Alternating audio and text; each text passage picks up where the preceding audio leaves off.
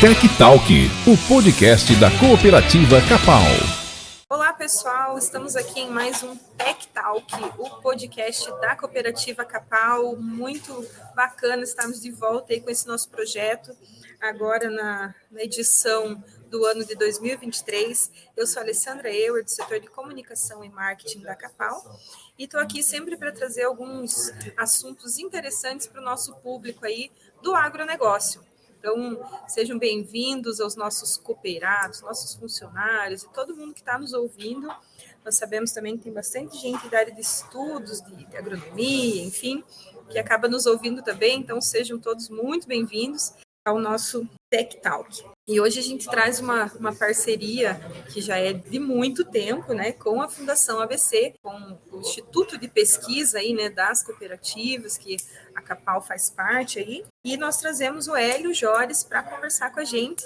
Nós vamos falar hoje sobre o plantio direto. Então, a gente sabe que o plantio direto, para quem está no agro, principalmente na nossa região, não é nenhuma novidade, mas sempre tem pontos importantes para a gente reforçar e para a gente voltar a falar aí sobre essa prática de manejo. Então, hoje nós estamos aqui com o Hélio Jores, ele é coordenador de pesquisa de fitotecnia e sistemas de produção na Fundação ABC. Hélio, seja muito bem-vindo ao nosso Tech Talk, obrigada por aceitar nosso convite. Obrigado, Alessandra. Eu que agradeço aí o poder participar, né, desse canal de comunicação aí com os nossos cooperados, né, com a nossa assistência técnica. E falando de um assunto tão importante, né, e tão interessante de falar nos dias de hoje, né? Exatamente, a gente sabe da importância mesmo desse tema, né? Eu comentei, né, que você é coordenador de pesquisa na Fundação ABC, mas eu queria que você contasse um pouco para a gente também sobre tua formação aí, a tua trajetória. Bom, eu sou engenheiro agrônomo, né, formado aqui na região, na UEPG, fiz mestrado, doutorado na área de agronomia, né, sempre trabalhando aí com culturas de grãos, com culturas anuais, né. Depois que eu terminei a minha formação, eu entrei na Fundação ABC em 2018, né? E desde 2019 eu trabalho aí no setor de fitotecnia como coordenador de pesquisa e a partir de 2020, né, o setor até mudou de nome, passou a se chamar Fitotecnia e Sistemas de Produção. São duas linhas de pesquisa, né, na verdade, que a gente trabalha dentro do setor da fitotecnia e sistemas de produção. Os produtores estão mais habituados a ver a gente conversando aí sobre variedades, né, de soja, de trigo, né, é o que normalmente a gente apresenta nos eventos aí com os cooperados, mas nós temos também outra linha que atuamos bastante, que é relacionada a sistemas de produção. Temos vários ensaios com diferentes sistemas de rotação de culturas, plantas de cobertura, é uma área multidisciplinar, né, então tem vários setores envolvidos também nesse tema, e o setor de fitotecnia também atua bastante, né, com vários trabalhos relacionados a esse assunto, né, então isso é mais ou menos o que a gente tem feito, né, aqui dentro da Fundação ABC. Legal, a gente sabe que é uma área realmente bem atuante e que o cooperado acaba tendo bastante contato, né, quando a gente tem o nosso Tec Campo, dias de campo, enfim, né, tem um contato direto aí. Né? Exato. Então, estamos aqui para falar do plantio direto. Eu vou começar já falando do começo, realmente, de tudo, né? A gente aqui, né, na nossa região, Campos Gerais, a gente ouve muito falar assim, aqui é o berço do plantio direto e tal. Mas é isso mesmo? Conta para mim, assim, como que surgiu e quando que surgiu o plantio direto. Bom, na verdade, o sistema plantio direto, ele começou de maneira experimental lá nos Estados Unidos, né? Então, lá na década de 40, mais ou menos, que começaram a ter alguns experimentos avaliando essa ausência de preparo do solo, né? Mas a nível de lavoura, né, em área comercial, também começou nos Estados Unidos, né, já há vários anos depois, aí não sei com precisão quando começou nos Estados Unidos, mas foi ali pela final da década de 60, provavelmente. E logo na sequência isso começou a ser feito aqui no Brasil, né? A primeira área começou lá com o Herbert Bartz em Rolândia e na sequência já começaram a ter áreas também quase que ao mesmo tempo, né? Ou pouca diferença de tempo, começou a ter áreas também aqui nos Campos Gerais, né? Que tem tanto o Nono Pereira como o seu Frank Dijkstra, né? Que foram dois pioneiros importantes aqui na região. ali no início dos anos 70 que começaram a trazer essa técnica, né? Mas basicamente assim foi uma necessidade, né, que surgiu. Primeiro nos Estados Unidos foi algo exploratório, né? Lá seriam problemas mais relacionados à erosão causada por vento, mas também erosão causada por chuvas, né? Em algumas regiões que acabaram criando essa necessidade de ter um sistema onde não houvesse o revolvimento, né? Então, assim, aquela agricultura de revolver o solo é algo que muita gente, né, já sabe, vem de países que têm muita neve, que tem o solo congelado. No final do inverno, início do verão, o revolvimento é para derreter o solo, para esquentar o solo, para permitir o cultivo, né? Então esse é um dos princípios, né, do solo revolvido, né, para poder fazer o plantio. Mas quando começou a agricultura no Brasil, era essa a forma de fazer agricultura que se conhecia e começou a fazer da mesma forma, né? Mas com o tempo foi sendo observado que isso acabava criando problemas que não existiam nesses países de clima mais temperado. E o maior problema, né, que surgiu foi justamente a erosão, né, o excesso de chuvas. Por exemplo, essas chuvas que nós estamos vendo aqui esses dias, né, acumulados extremamente elevados, né, de água em pouco tempo. Se nós tivéssemos solos revolvidos, né, plantio convencional com certeza seria uma tragédia gigantesca, né, nas lavouras nossas, se com esse volume de chuvas que nós estamos observando, né? Porque mesmo sem o revolvimento ainda a gente observa algumas situações de erosão, né, porque o volume de água é muito elevado. Então imagina se tivesse o solo revolvido, realmente seria muito mais trágico, né? Então assim, surgiu, só para dar um contexto histórico, né, surgiu lá nos anos 40 a primeira ideia, depois isso foi evoluindo, começaram a ter áreas comerciais, depois aqui no Brasil alguns agricultores pioneiros ouviram falar dessa técnica, foram conhecer, trouxeram para o Brasil e isso foi se expandindo, né, por uma necessidade de conseguir combater ou evitar, né, esse problema de erosão, e isso foi se mostrando uma técnica mais viável, mais barata também. Muitos desafios surgiram junto com a técnica do plantio direto, desde controle de ervas daninhas, por exemplo, foi o primeiro desafio mais difícil, né, de controlar, né? Depois foram surgindo herbicidas e foram surgindo, aí as tecnologias foram evoluindo e se adaptando para esse sistema de cultivo que foi se mostrando como mais viável para uma agricultura tropical e subtropical e sem ter a necessidade desse revolvimento do solo, né? Então, assim, é algo que hoje é a prática comum, né? Então, às vezes é algo impensável para quem é mais jovem, né? Para nós aí que não chegamos a ver, né, o plantio convencional como era antigamente, o pessoal mais antigo já tem mais memória disso, né? Então, às vezes a gente até não tem noção da transformação que isso foi, do quanto que isso significou, dos desafios, né, que isso representou, mas com certeza se hoje a gente tem uma agricultura sustentável, rentável, né, para os produtores, é porque a gente tem esse sistema. Né, no sistema convencional, dificilmente seria viável, não nos níveis de rentabilidade que a gente tem hoje, né, de agricultura. Entendi. É legal a gente ver como realmente, né, a gente, hoje, mais do que nunca, se fala sobre inovação, né? E as grandes inovações surgem de grandes problemas, né? Então, Exato. lá há tantos anos, né, isso foi realmente uma grande inovação na agricultura, que, claro, foi para resolver um problema aí, né?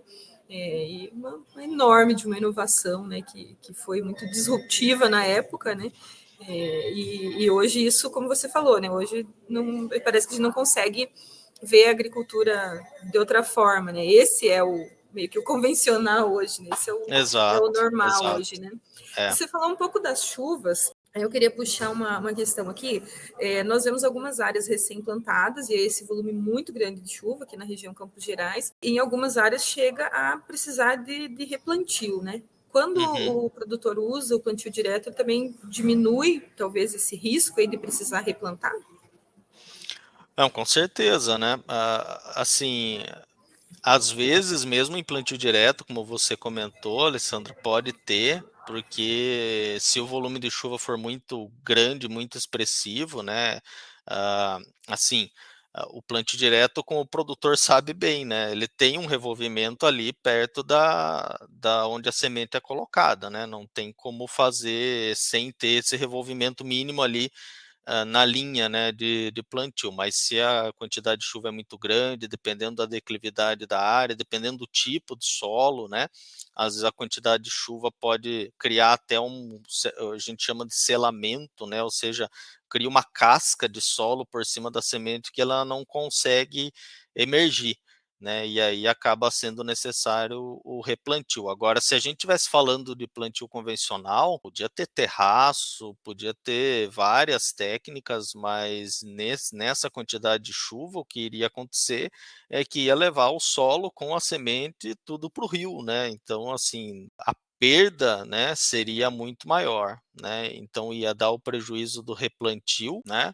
Claro que ninguém quer fazer replantio, é sempre algo muito problemático, né? Porque acaba, a gente sempre fala, nunca fica bom o replantio, né? Sempre é uma decisão difícil se vale a pena replantar, né? Se vai ser melhor do que simplesmente tentar deixar a lavoura, mas sempre é algo que, lógico, ninguém quer fazer por todo o prejuízo que isso significa, né?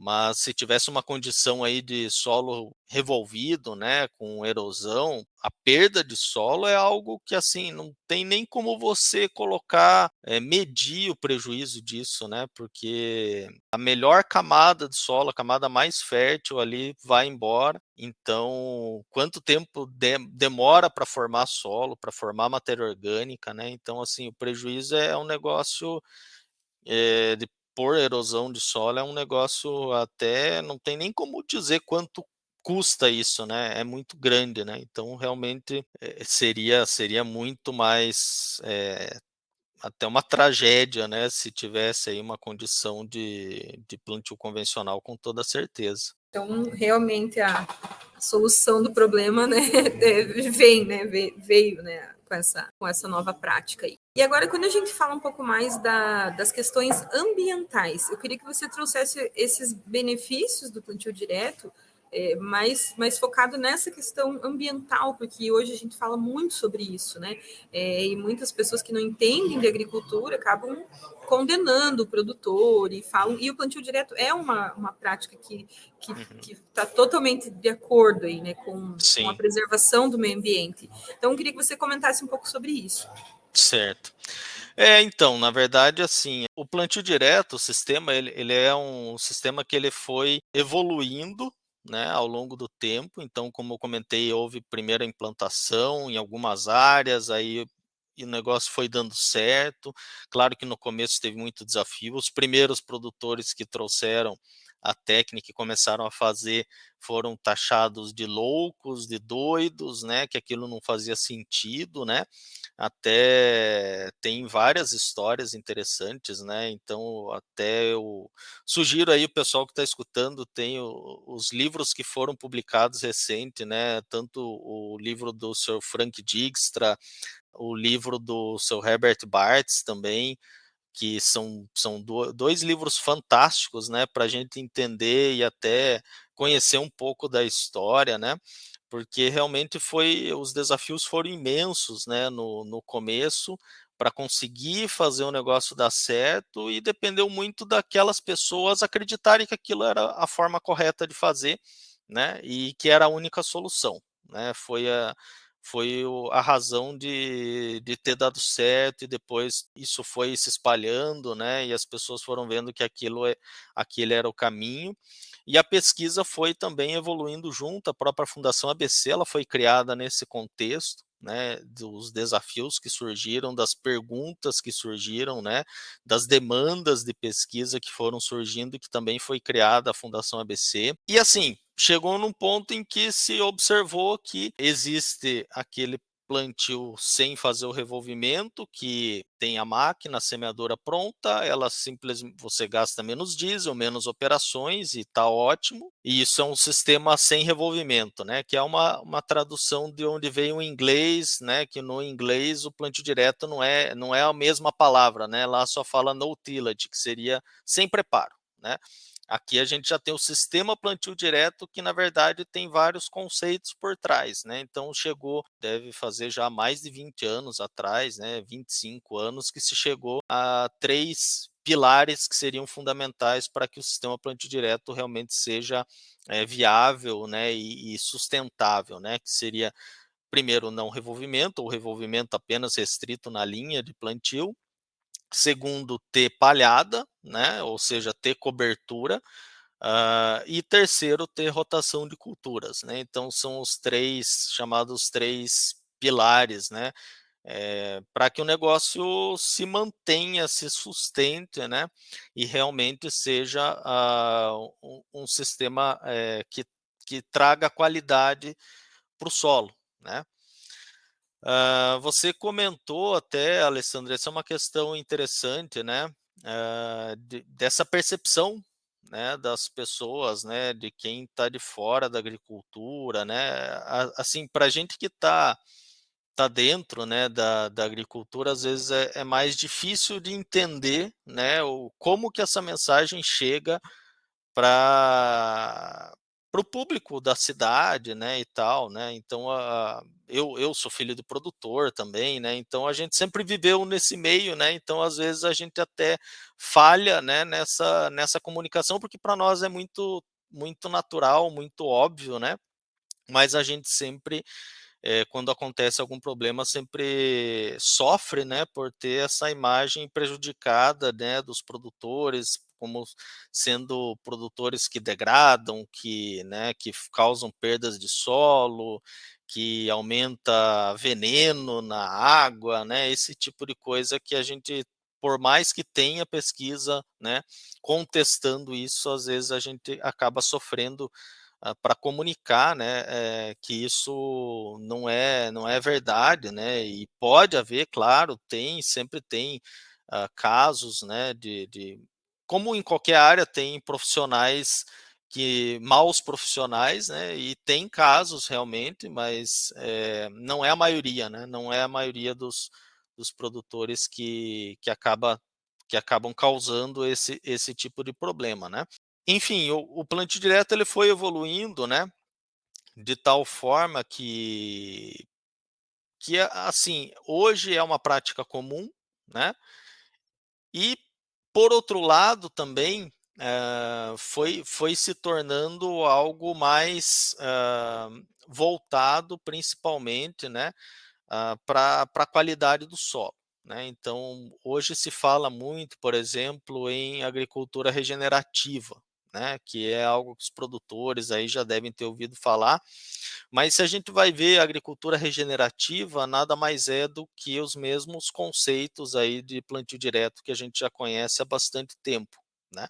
Então, assim, é rotação de culturas, é plantas de cobertura, é palhada, né, conservação do solo, né. Então, o ponto central que na verdade é o grande patrimônio, né, de qualquer produtor, é o solo, né. Então é a qualidade do solo, né, é a capacidade desse solo, ter potencial para alta produtividade, hoje, amanhã e por muitos anos, né. Então assim, o produtor sabe melhor que ninguém que o maior patrimônio que ele tem é a terra, né, e o maior patrimônio que tem lá, portanto, é o solo, né. Então, por que que o produtor ia querer degradar isso, né? Por que que ele iria voluntariamente, não ter atenção a isso, se é tudo que ele tem, né, o maior patrimônio que ele tem é aquilo lá. Então é meio lógico, né, que qualquer produtor tem esse cuidado, os produtores têm essa preocupação de que aquilo permaneça produzindo, né, de que aquilo permaneça, né, na família, com os filhos, com netos produzindo, né, e esse é o ponto central da sustentabilidade, né? O solo ter capacidade de continuar produzindo, né? E a gente tem uma felicidade grande de ter tido, né, todo esse esforço, toda essa pesquisa, encontrando caminhos, né, para que o solo possa ter, né, qualidade para continuar produzindo, né. Então esses são pontos fundamentais aí para a sustentabilidade da nossa agricultura, né. E é um desafio grande, né, para todo mundo da área do agro, de produtor, área de pesquisa, técnicos, e eu falando aqui como setor de comunicação, de a gente conseguir realmente mostrar isso, né, para a população que não está ligada, né, como que tudo isso impacta de forma positiva aí, né. É um Sim. desafio nosso, né? Temos que continuar e vendo formas de divulgar isso para que a população entenda. Né? É. Você é da cidade, né, Alessandra, ou é do campo? Eu sou da cidade. É. E como que era a percepção antes e depois de entrar nesse mundo? Eu realmente nunca fui assim de jogar pedra desse outro lado, assim, mas também não entendia, né? Então era uma coisa muito distante para mim, assim, né? E há um tempo, né? Principalmente em adolescência, que tu começa a formar muita opinião, eu não lembro de ver um programa de TV, alguma coisa assim que explicasse, né? Então Uhum. a gente realmente tornava, né, tinha uma imagem do que alguém nos falava, mas eu lembro muito ainda da imagem da lavoura com a terra revolvida mesmo, assim, parece que se a gente olhasse uma foto de uma lavoura, uma prática agrícola, era sempre a Uhum. máquina ali fazendo, né, virando a terra, parece que isso Legal. sempre Aham. trazia essa imagem, e a gente pensar que não é assim, Exato. né, quando você vem aqui, você não vê isso acontecendo, né? Uhum. Extremos casos aí só de alguma uma ação ali em Sim, alguma área pequena, né? Mas é sim. muito difícil. Então, talvez as pessoas tenham uma imagem lá, né, da infância, enfim, mas que hoje, se for olhar na prática, não é a realidade. Uhum. Legal, legal. É, mas é bem isso, né? É que acaba aquela imagem meio infantil, né, da agricultura, digamos Sim, assim, né, sim. de ter revolvimento, a enxada, A né? enxada, uhum. E o É, produtor, às vezes, muito como um estereótipo assim, de caipira, né? aham, Né, hoje, quando a gente está nesse ramo aí, a gente vê como tem nada disso, né? A gente sim, realmente o produtor cada vez se especializando mais, né? E com muita tecnologia também, né? exatamente, exatamente. Legal. Isso aí. Então, a gente falando, né, essa prática aí, né, quantos anos já existe, e como toda boa inovação, ela vai sendo aprimorada, né, vai sendo melhorada. Você consegue enxergar, assim, algum ponto mais de destaque, ou alguns pontos que foram mudando com o tempo nessa prática? Eu acho que tem um ponto, sabe, Alessandra, que a gente precisa ter bastante atenção, que é em relação à parte tecnológica, né? Uma coisa que, assim, às vezes as pessoas não comentam tanto, ou não dão atenção devida, né, mas se a gente pegar desde o início do plantio direto, tem uma coisa que os 3 pioneiros que a gente conhece, o Nono Pereira, Frank Dijkstra, o Herbert Bartz, os 3 eles tinham uma coisa em comum que pouca gente comenta, que os 3 eram apaixonados por máquinas, né. E isso é bem claro, né, o seu Frank Dix tem um museu de máquina até hoje, o Nono Pereira também, né, existe um museu até hoje, o Herbert Bartz também.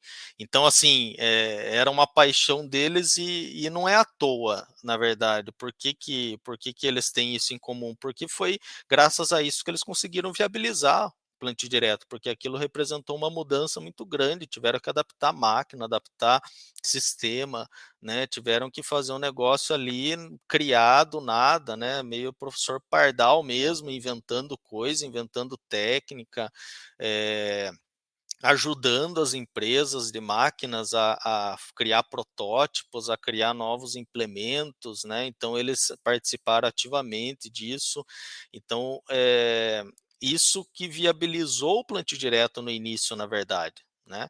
Então, claro, tinha todo o conceito por trás, mas na prática foi isso, né, foi ter máquinas capazes de fazer aquilo, né, de fazer a semeadura sem precisar revolver o solo, né, então isso foi uma série de adaptações e tal. E hoje a gente tem máquinas muito modernas, né, tem muita evolução, né, tem muita tecnologia que surgiu, né, então acredito que da mesma forma que esses produtores se destacaram lá atrás porque eram apaixonados por máquinas, hoje a tendência é se destacar aqueles produtores que são apaixonados por tecnologia, né, por novas tecnologias, por novas ferramentas, né, por conectividade, né, então a tendência é também que esses produtores se destaquem, né? Isso não tem a ver com idade, né? Claro que o pessoal mais jovem tem uma tendência de ter mais facilidade, mas a gente vê gente jovem de idade com cabeça de velho e vice-versa, né? Então tem muita gente aí, né, com os seus 50, 60 anos que tem totalmente uma abertura muito grande para novas tecnologias, para novas ferramentas e tal, e às vezes a gente não vê no pessoal mais novo, né? Mas, enfim, é uma tendência de que o pessoal mais jovem, claro, tem uma facilidade maior para usar novas ferramentas, para usar novas tecnologias, né? E uma coisa, de qualquer forma, né, com relação a máquinas agrícolas de modo geral, assim, o que a gente viu, né, quando começou e foi se destacando, né, o plantio direto, é que os produtores trouxeram a demanda, né, nós vamos plantar dessa forma. Assim, só tem essa opção, não vamos voltar para trás. Daqui para frente vai ser assim. E aí as máquinas se adaptaram, né, a isso. Né, eles ajudaram, tal, mas as máquinas foram se adaptando. E essa tem que ser o caminho natural sempre, né? A demanda vem do campo, vem da parte técnica e a máquina se adapta a isso para dar a melhor condição técnica. O que às vezes a gente vê é que a máquina é criada visando uma eficiência operacional, visando outras coisas, e o campo se adapta à máquina. Então, às vezes é um problema que a gente precisa também ter atenção, né? Eu não sou da área de máquinas, né? Claro que tem várias questões, né? Mas a gente vê que tem muita tecnologia, mas ainda tem coisas básicas para ser resolvidas, né? Às vezes a gente vê máquinas colhedoras, por exemplo, com uma plataforma enorme, com uma capacidade operacional gigantesca, mas que não distribui a palha direito, né? Então, assim, é uma coisa básica, né? Então é algo super importante ter essa distribuição da palha lá atrás para permitir, né, essa distribuição uniforme, para permitir o plantio da lavoura seguinte ser bem feito, sem ter acúmulo de palha e outros pontos sem palha. Isso muda a disponibilidade de nutrientes que estão na palha. Então, assim, é uma coisa que eu sei que às vezes não é tão fácil, né? É fácil falar, mas com toda a evolução que a gente tem hoje, né? Eu acho que também não dá para falar que é algo impossível de ser resolvido, né? É só uma questão de ter foco nisso. Outra questão também é o desafio, às vezes, da gente fazer a rotação de culturas, né? Então, a gente precisa ver sempre a rentabilidade, né, da lavoura. E aí eu sempre falo, né, às vezes a gente até escuta críticas, né, que não pode, tem que ver a sustentabilidade do solo e tal, que é olhado só a rentabilidade, mas assim, eu sempre falo, a rentabilidade tem que ser, de fato, o primeiro ponto. Porque se não for rentável, se o produtor não tiver capitalizado, ele não vai investir em planta de cobertura, ele não vai investir em assistência técnica, ele não vai investir em tecnologia. Então, cria, né, um ciclo muito ruim, né, em que acaba gerando lá no fim, né, gerando uma possível degradação do solo, porque ele não está investindo em técnicas que vão trazer melhorias ali para o sistema, né?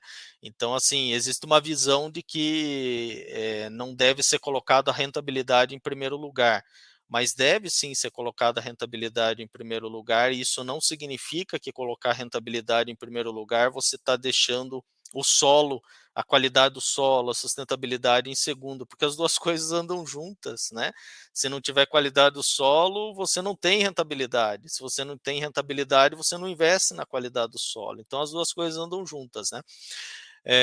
Então a rotação de culturas é algo que aquele conceito, né, mais lá do início de deixar ter 2, 3 anos sem entrar a mesma espécie no mesmo local, a gente vê que isso é realmente difícil de cumprir, porém isso vem evoluindo, né, e na verdade a gente tem visto que muito importante, na verdade, é você ter uma diversificação, né?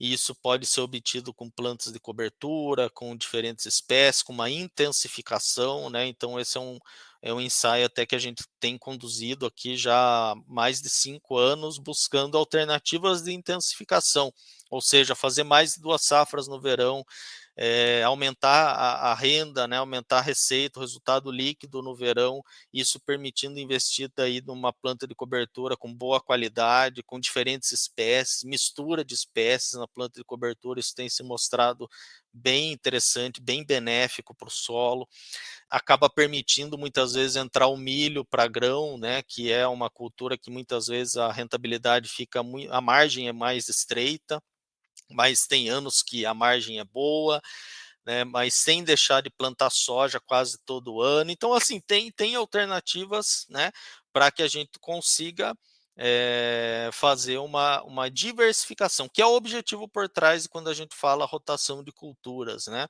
Então, assim, o solo ele não fica olhando no calendário ali, faz 2 anos que não veio soja, agora pode entrar soja. Não é assim que funciona, né? Então, a base é assim, enquanto tiver resíduo daquela cultura, seja raiz ou parte aérea, o ideal é não repetir ela de novo, porque isso aumenta a chance de ter doença de solo, de ter outros problemas, né? Mas com uma intensificação com o uso de plantas de cobertura, isso acaba sendo acaba sendo viabilizado muitas vezes mesmo que se repita a mesma cultura, né, ao longo dos anos, mas você ter uma diversificação de ter mais espécies trabalhando, e isso vai atuar em algo que hoje se fala muito, que é a questão biológica do solo, né? Na verdade, já se falava lá atrás, né? Tanto falava-se muito lá no começo do plantio direto que o plantio direto era visível que aumentava a quantidade de minhocas no solo, por exemplo, né? Minhoca geralmente é um sinal de alta fertilidade do solo, quando tem bastante minhoca, né? E que, na verdade, representa um indicador de que aquele solo tem uma alta qualidade biológica, física, química, né? E hoje tem avançado muito, né, a avaliação da qualidade biológica do solo, né, que são vários parâmetros, né, que dão um indicativo de que aquele solo ele pode estar pobre, né, de vida, né, ou pode ser mais rico, né, biologicamente, e isso acaba gerando um ambiente mais favorável para o crescimento das plantas, para as plantas, para não desenvolver nematóide, para não ter tanto problema de doenças de raiz, que são problemas que acabam tirando a produtividade, né? Eu achei muito legal, né, que você trouxe também essa questão da rotação de culturas, e logo aí a gente pode gravar um podcast só sobre rotação de cultura, né? Sim, sim. Foi muita coisa boa aí para gente falar, né? Então, né, tá totalmente ligado aí, e também seria importante a gente falar mais sobre esse assunto também. Exatamente. Hoje, Hélio, você tem uma ideia de, no Brasil, quanto por cento da agricultura se faz com plantio direto? Essa é uma informação assim meio complicada, sabe, Alessandra? Se for pensar soja e milho, por exemplo, nós poderíamos falar que é 100% ou quase 100%, talvez não 100%, mas acima de 95%, porque é o sistema adequado e comum, né, para se fazer o cultivo de culturas de grãos, né, soja, trigo, milho, enfim. Ah, é claro que aí, se a gente for olhar plantio direto que faz da maneira com palhada, né, com uma certa diversificação de culturas, aí esse percentual ele diminui bastante, né, porque tem várias regiões aí no Brasil, no Paraná, por exemplo, que é soja, milho, safrinha sempre, né, é uma sucessão, né, não é uma rotação. Tem outras regiões que é soja, trigo sempre. Então acaba não sendo algo tão que se sustenta, né? Começam a surgir problemas, principalmente se não tem cuidados, né, com plantas de cobertura, com esse tipo de técnica, né? Mas se a gente considerar o sistema sem haver revolvimento, né, do solo, é quase 100% provavelmente, né? Porque, como eu falei, é o sistema comumente utilizado, né? E isso é interessante, né, de comentar, porque a gente tem isso como já é o que se faz aqui, nem se discute muito, é aquilo que as máquinas estão adaptadas a fazer, né? Mas se a gente olha alguns países, né, por exemplo, Estados Unidos, esse percentual de plantio direto ele é muito menor, né? Tem regiões que não se faz plantio direto até hoje, há muito questionamento, né? Em algumas regiões realmente é mais difícil, porque aí tem o congelamento do solo, é preciso revolver para esquentar o solo. E outras regiões é uma questão cultural mesmo, né? Assim, uma coisa que a gente aqui no Brasil, né, um aspecto favorável, né, que a gente é muito mais flexível para, se é para mudar uma técnica, a gente testar algo novo, a gente tem muito mais abertura, né? A gente vê às vezes em alguns países isso é mais complicado, né? Então tem aquela questão cultural de faz 3 gerações, 5 gerações que foi feito assim, não tem por que mudar agora. E também porque não surgiu nenhum problema grave como nós tivemos aqui, né? Então, assim, se não tivesse problema de erosão aqui na nossa região, talvez estaria ainda no plantio convencional até hoje, né? E assim, a gente tem um ensaio, na verdade é o Gabriel, né, do setor de solos, que conduz o ensaio desde 1989. Nós temos 2 ensaios de plantio direto aqui na Fundação, que é desde 89, então estão com 34 anos, né, até no próximo show de verão a gente vai mostrar um desses ensaios, os resultados, né? Mas esse ensaio que o Gabriel conduz é testando sistemas de cultivo, né? Então tem uma parte do ensaio que desde 89 é só plantio direto, tem uma parte que é só plantio convencional, tem uma parte que é cultivo mínimo, que é algo que também aumentou como uma alternativa, que seria aquele cultivo de passar uma grade todo ano e tal, ou escarificar a cada 2 anos, se eu não me engano, também tem esse teste, né? E é uma área que é plana, né? Não chega a ter problema de erosão e tal, mesmo no plantio convencional, mas isso mostra também que mesmo sem erosão, né, o malefício que trouxe o sistema convencional ali, então produtividades bem menores, é interessante de ir na área, assim, você vê, formou até um degrau, assim, onde tem o plantio direto está mais elevado, onde tem o plantio convencional é um degrau abaixo, né, porque o solo não tem estrutura, né, então ele acaba ficando até mais é, todo esse revolvimento, né, sem agregação e tal, e a produtividade é bem menor, né, comparando com o plantio direto historicamente, né. Então, assim, se a gente não tivesse esse problema de erosão e continuasse ainda com plantio convencional, com certeza a rentabilidade que nós temos hoje seria bem inferior, né. Essa é a questão, tá. E aí tem essas variações também, né, ou seja, tem a questão de cultivo mínimo, né, que foi em algumas regiões ainda é usada, a escarificação é bastante usada, né, em algumas situações até se justifica, né, situações em que o solo acaba se compactando, então tem tipos de solo que compactam com mais facilidade, isso é um fato, e às vezes o solo fica tão compactado que não tem outra alternativa a não ser passar com um manejo mecânico, que seria a escarificação, tá?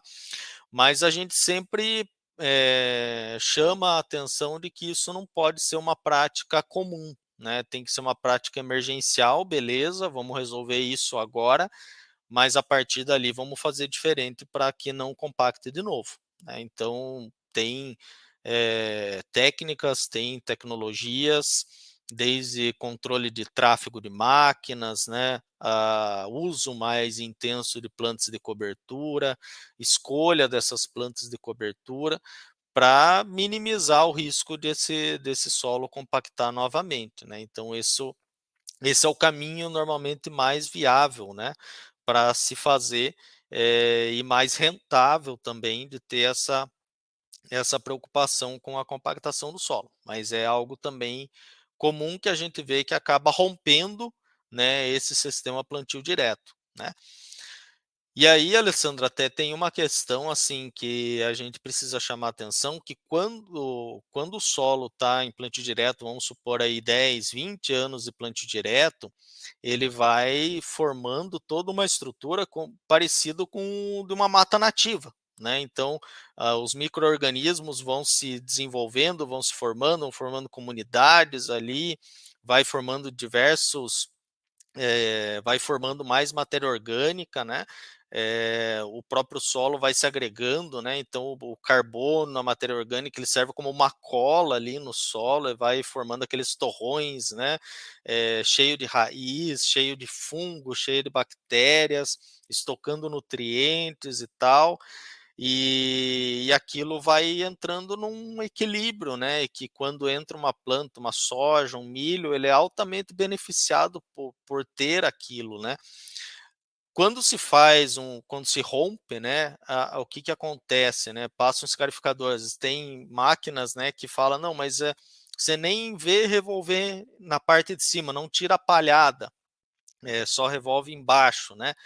Mas esse revolvimento embaixo acaba entrando mais oxigênio, entra mais oxigênio, tem algumas bactérias, alguns fungos, alguns micro-organismos que são mais beneficiados, eles acabam dominando, acaba diminuindo a diversidade, acaba queimando carbono, né? Então, assim, existe uma contrapartida, né? Ou seja, ele acaba às vezes, num primeiro momento, até parece que melhorou, porque vai mineralizar muito mais nitrogênio, vai mineralizar nutrientes, só que isso é numa velocidade muito mais rápida e que pode fazer falta lá na frente, né? Então ele desequilibra, né? Então isso é um ponto de atenção também para os produtores, né? A gente não é contra a escarificação, a gente entende que tem situações que acaba sendo necessário, mas precisa ser bem avaliado, primeiro, se é realmente necessário, e segundo, ter cuidado para que isso não seja necessário daqui 2 anos de novo, né? Então, ou daqui 1 ano, até em casos mais graves, né? Então, tem muita condição aí de áreas de pecuaristas, né? Por exemplo, também a gente sabe toda a dificuldade, às vezes, de conseguir ah, espalhar o esterco, o dejeto, né? Então a gente depende até hoje de caminhões, né? Então, às vezes, com solo úmido, a roda do caminhão já compacta mais, né? Então, tem alternativas, né, como a gente vê produtores aí que usam aspersores, que usam canhões, que é muito mais interessante, né, tem produtores já usando máquinas que injetam esterco, né, então assim, sempre tem outras, tecnologias, ou tem surgido outras ferramentas, justamente para tentar minimizar esses problemas que surgem quando se faz uma intensificação sem planejamento, né? Ou seja, se intensifica o sistema sem pensar se aquele solo vai conseguir continuar suprindo as necessidades aí ao longo do tempo, né? Então, quando falta esse planejamento, acabam surgindo problemas, né? Então, a questão chave é sempre planejamento, ter assistência técnica próxima, né? Algo que é uma vantagem grande das cooperativas, né? Ter a pesquisa gerando esse subsídio, né? E ter essa consciência daquele patrimônio que está ali, né? Que precisa ser conservado. Essa, né, foi a minha última pergunta, e eu achei muito legal você trazer bem essa mensagem nesse momento aqui, né, do apoio técnico, tem o apoio da pesquisa e da Fundação ABC também. Então, eu queria que agora, para a gente encerrar, você reforçasse isso, né, para o produtor estar próximo à assistência técnica, né, à medida do possível, em dia de campo, ou o próprio técnico traz tudo isso da Fundação ABC para o produtor, né, mas você reforçar essa proximidade, o quanto ela é importante para o dia a dia do produtor. É isso aí. Na verdade, assim, eu acho que, como a gente comentou lá no início do plantio direto, né, alguns fatores-chave, né, que fizeram, que contribuíram para o sucesso aí do plantio direto, e na nossa região isso evoluiu muito rápido, isso evoluiu de maneira consistente, né, foi muito graças a esse apoio técnico também das cooperativas, né, a assistência técnica, a pesquisa aplicada, né, à realidade, né, então esses foram fatores fundamentais, né, porque o produtor ele tem muita coisa para se preocupar também, né, então não é a parte técnica, mas tem várias outras questões na propriedade que ele também precisa se ocupar e se preocupar, né, e é muito bom ter um profissional ali focado, né, na questão técnica,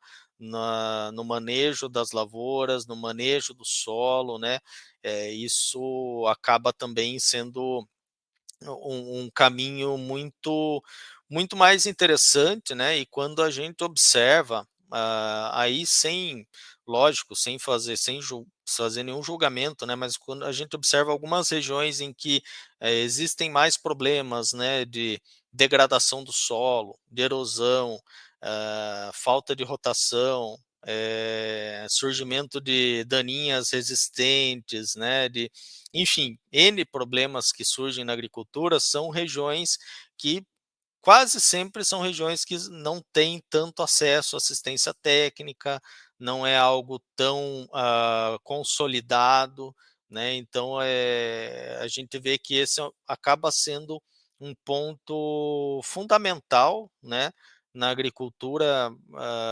isso no mundo todo, né? Na verdade, em qualquer lugar, de ter esse suporte técnico é algo que faz toda a diferença, com certeza, para a rentabilidade do produtor, né? Então, assim, não tem como não pensar em um sistema rentável, sustentável, sem ter esse apoio técnico, essa assistência técnica aí presente aí na área do produtor, né? Isso aí, realmente a nossa região, né, e o cooperativismo são um ponto forte e, né, traz esse acesso aí para o produtor, né, um acesso a custos baixos, taxas muito pequenas aí para ter todas essas informações e, né, fundação e tudo mais. Então estamos numa região privilegiada nesse sentido e também no sistema cooperativista, né, também de alguma forma Sim, privilegiado também. exatamente. Hélio, eu achei muito legal a nossa conversa. Eu acho que trouxe assim muitas, né? Você trouxe muitas reflexões e muitas coisas muito importantes para o produtor para pensar e também se identificar como praticante aí de uma inovação, né? De um manejo consciente, de um manejo sustentável. Eu acho que isso é extremamente importante tanto para ele reforçar alguns conceitos, mas também para ele perceber como estamos nesse caminho certo aí, né, que há tantos anos vem sendo traçado aí pelo plantio direto. Então, muito obrigado pela sua participação. Eu achei que a nossa conversa foi muito legal. Agradeço muito por estar aqui com a gente. Eu que agradeço, Alessandro. Foi um prazer conversar aí e qualquer coisa, contem com a gente, os produtores que estão nos ouvindo também. A gente está sempre à disposição, tá? Para qualquer dúvida, qualquer questionamento. Nós estamos aí trabalhando aí justamente para os produtores, né? Então estamos sempre à disposição e contem conosco. Isso aí, eu sempre digo para quem está nos ouvindo que se ainda tiver alguma dúvida, alguma pergunta, é só mandar para os nossos canais de comunicação aqui da Capal, e que, né, nesse caso, a gente vai mandar lá para o Hélio, lá na Fundação ABC, e não vamos deixar ninguém com nenhuma dúvida depois de ouvir o nosso podcast. É isso aí. Então, mais uma vez, obrigada, Hélio, obrigada à Fundação ABC por esse apoio de sempre aí. E você ouviu aqui o Tech Talk, o nosso podcast da Capal. Hoje nós falamos sobre a importância do plantio direto, muitas reflexões aí e atualizações sobre essa prática. O Tech Talk é um podcast produzido pelo setor de comunicação e marketing da Capal, e nós em breve voltaremos com mais assuntos para vocês. Obrigado pela audiência e até mais. Você ouviu Tech Talk, o podcast da Cooperativa Capal. Até a próxima! Cooperativismo é um jeito mais humano de fazer negócio onde todo sai ganhando. Com investimento e trabalho, juntos transformar, comprar e vender, juntos prosperar. Bora cooperar. No cooperativismo empreender é vantajoso. Bora cooperar. Gera trabalho e renda, o COP é de todos. Com a coletividade o Brasil só tem a ganhar. E aí, Brasil, bora cooperar? Acesse somos.coop.br.